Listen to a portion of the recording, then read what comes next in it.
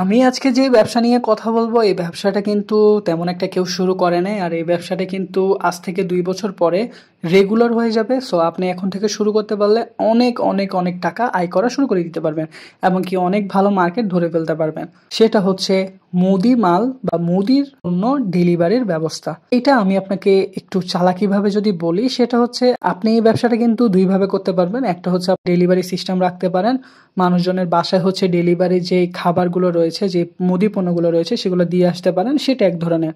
আরেকটা হচ্ছে আপনি নিজেই কিন্তু মাসিক বা সাপ্তাহিক তাদেরকে বাজার দিতে পারেন। এটার জন্য আপনাকে কি করতে হবে, আপনার একটা মুদি দোকানে যত যাবতীয় জিনিস লাগে সেই পরিমাণ আপনার একটা পুঁজি থাকতে হবে, মানে হচ্ছে 3 থেকে 4 লাখ টাকা পুঁজি রাখতে হবে।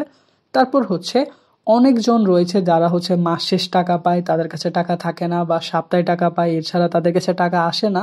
আপনারা তাদেরকে বাকিতে দিতে পারেন।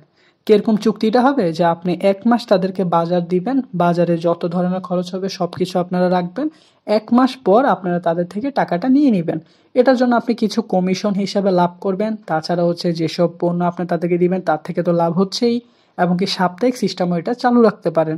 এছাড়া হচ্ছে বাকি নগদ দুভাবে ব্যবসা করতে পারবেন। কেউ যদি চাচ্ছে যে নগদে সে এটা করে ফেলবে, করতে পারে। আপনি তাদের কাছে বাজারটা পৌঁছাই দিবেন, কিছু কমিশন নেবেন, আর বাকির জন্য তো একটা লাভ আছেই। এছাড়া হচ্ছে এটা করতে গেলে অবশ্যই আপনাকে অনলাইন থাকতে হবে, এবং কি অনলাইনে সেটা পেজ এবং কি ওয়েবসাইট হতে হবে।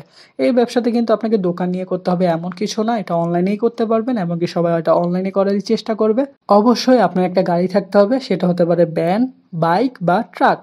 এই জিনিসের মাধ্যমে হবে কি আপনি সেই গন্তব্যস্থলে আসলে জিনিসটা পৌঁছাই দিতে পারবেন। এমনকি আপনি অর্ডারটা একদিন আগে নেবেন, অর্ডার ডেলি নেবেন না। একদিন আগে আপনাকে অর্ডার দিয়ে দেওয়ার পরে আপনি পরের দিন সেই বাজারটা তার কাছে পৌঁছিয়ে দিবেন। এবং কি দোকানদার থেকেও কমিশন নিতে পারেন, যদি এরকম রাখেন যে আপনি হচ্ছে যে পুঁজি ইনভেস্ট করবেন না, আপনার দোকান থেকে নেবেন, তাদেরকে আপনি আবার মাস শেষ দিবেন, তাহলে দোকানদার থেকেও আপনি চাইলে কিছু কমিশন নিতে পারেন।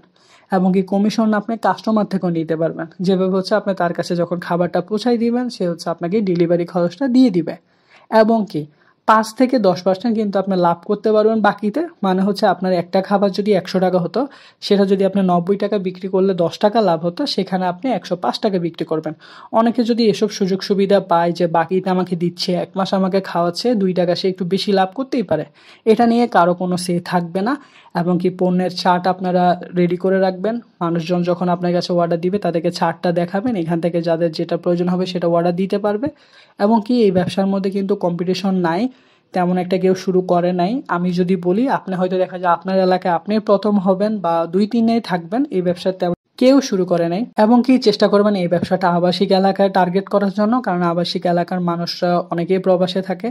মহিলারা হচ্ছে বাজারে যেতে চায় না, এছাড়া হচ্ছে অনেকে বোরিং ফিল করে বাজার থেকে বাজার করে আনা, এত হিবিজিবির ভিতরে, জামের ভিতরে। সো এই সুযোগটা আপনারা কাজে লাগাতে পারেন।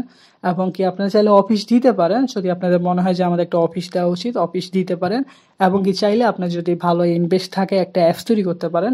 আর লাভের কথা যদি বলি, আপনি যদি এরকম 20 থেকে 30টা কাস্টমার ধরতে পারেন, আপনারা পার মান্থ, আমি মনে করি সব খরচ বাদ দেওয়ার পরও 2 থেকে 2.5 লাখ টাকা ইনকাম থাকবে, এবং কি অনায়াসে থাকবে। তো সবাই আমাকে ভালোবাসা দিবেন, সাপোর্ট করবেন। আসসালামু আলাইকুম।